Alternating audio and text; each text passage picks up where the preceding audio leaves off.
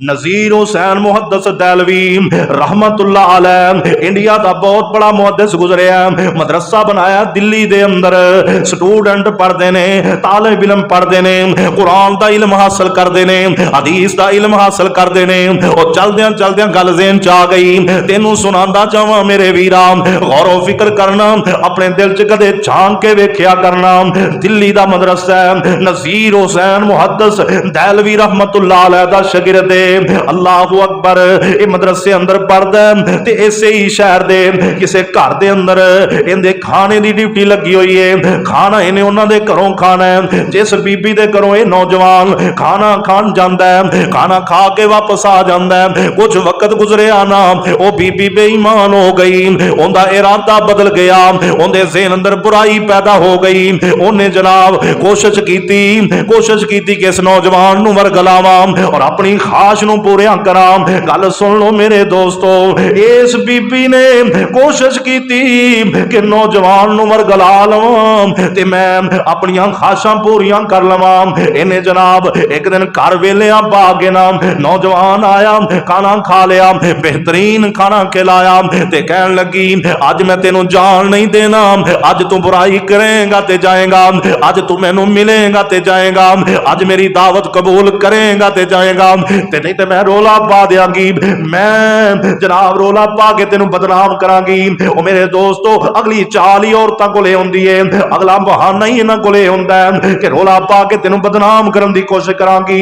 पर जदों रब इज्जतां रखे उदों कोई बदनाम नहीं कर सकदा।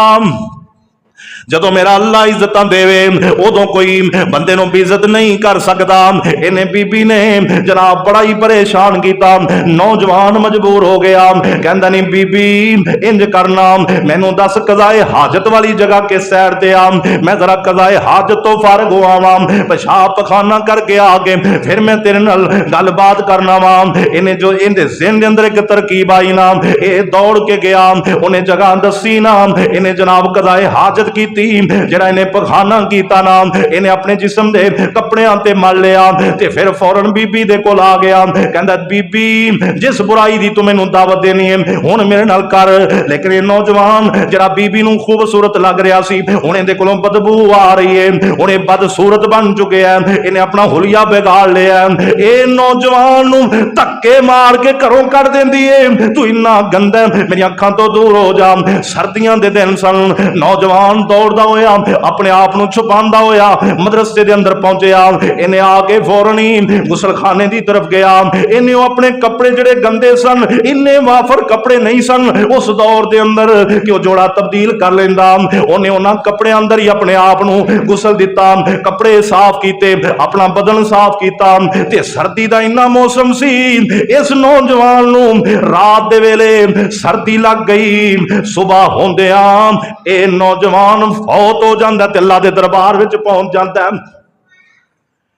जदों फौत होया ना, इस नौजवान नूं गुसल दिता गया, कफन पहनाया गया। नज़ीर हुसैन मुहद्दिस देहलवी दे इदारे दे अंदर इनकी नमाज़े जनाजा पढ़ा दी गई। जदों इनकी नमाज़े जनाजा पढ़ी जा चुकी है, इनकी मैयत नूं कब्रस्तान की तरफ ले जाया जा रहा है। हर तरफ खुशबुआं दे हुल्ले ही जारी हो गए। कहंदे ने पूरा दिल्ली अल्लाह पाक ने खुशबुआं नाल ही मुअत्तर कर दिता।